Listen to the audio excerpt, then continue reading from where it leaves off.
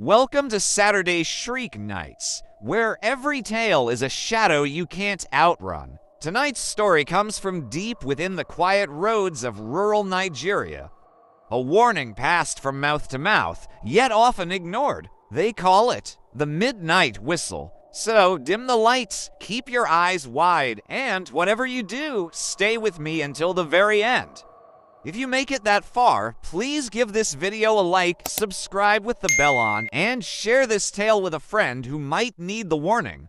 Imagine you are walking home from a late-night errand. The sky is moonless, the only light coming from your phone's dim torch.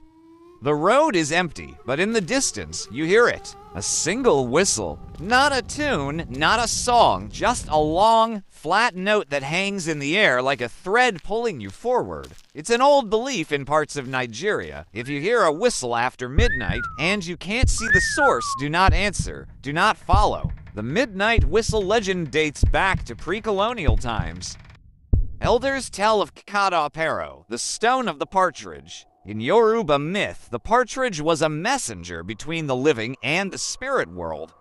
Its call, when heard at night, meant that someone was being summoned across the veil.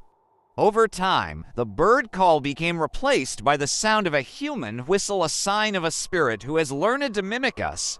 In Igbo tales, they speak of Onyeweet, the fetcher, a wandering soul that whistles to lure travelers into the bushes, where they vanish without a trace. And the rule says, if you hear the whistle between midnight and 3 a.m., do not whistle back. Do not look for the source, it will find you. If you hear it 3 times, run in the opposite direction without stopping until sunrise. If the whistle suddenly stops when you move, you are already being followed.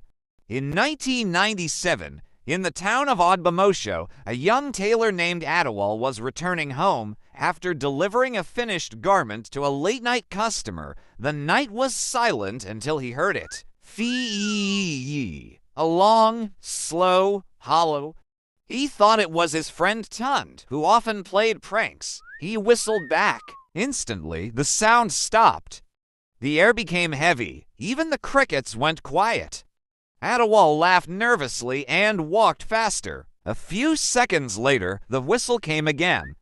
But this time, it was right behind his left ear. Adewale spun around. No one was there. His phone battery died in that exact moment. The only thing he could hear was his own breathing until something breathed back. He ran. He swore he felt fingers brushing against his back.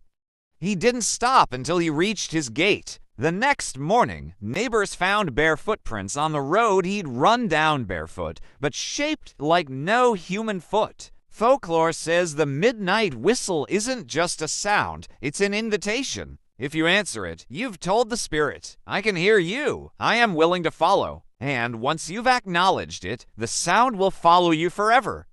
Some victims claim they still hear it even in broad daylight, even in crowded markets. So, if you hear a whistle tonight, will you pretend you didn't hear it? Or will you answer back? Join us next Saturday for another Saturday Shriek Night, where we'll explore the chilling tale of the woman in white by the roadside. Until then, keep your lights on. You'll need them.